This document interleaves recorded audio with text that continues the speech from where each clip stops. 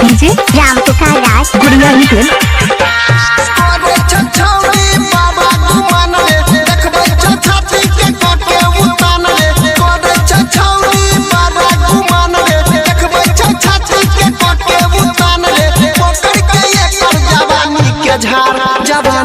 जवानी के झार ढोरी पल्ले जरा लाइट बार चोली में जोरा जरा नेटर के तार ढोरी पल्ले जरा लाइट बार चोली में जोरा जरा नेटर के तार अरे छछौरी बाबा गुमान रे देखबै छछाती के कटे उतान रे अरे छछौरी बाबा गुमान रे देखबै छछाती के कटे उतान रे पकड़ के एकर जवानी के झार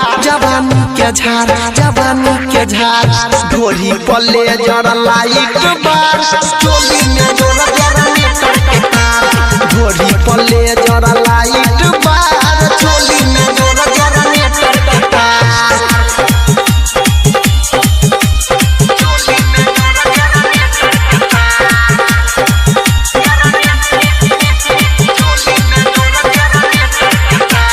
डीजे सुमित सतीश रोइमा क्या नाम है आपका डीजे राम पुकार राज कहाँ घर है झिटकी कहाँ घर है झिटकी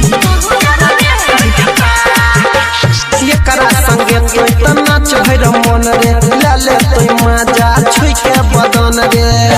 डीजे राम पुकार राज गुड़िया हिटल एकरा संगे तोय त नाच भैर मन रे लाले तोय मजा छुई के बदन रे चले नहीं एकर मन मानी किसले एकर चढ़ल जवानी चले नहीं एकर मन मानी किसले एकर चढ़ल जवानी हिलै दे तोय पकड़ के डार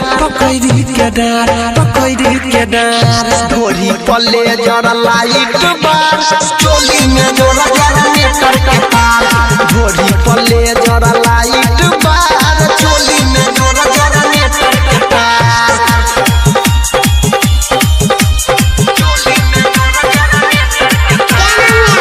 डीजे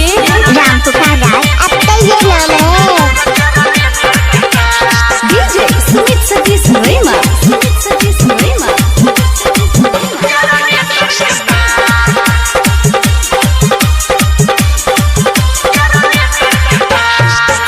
दही बंद जल्दी से लाई एकर उठा ललिया के ले भाई रचाई डीजे राम पुकार राज गुड़िया हिटल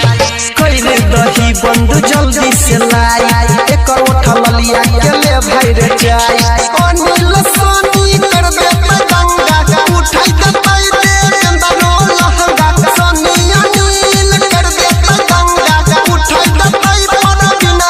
लहंगा कोई जया बत्ती याद या पार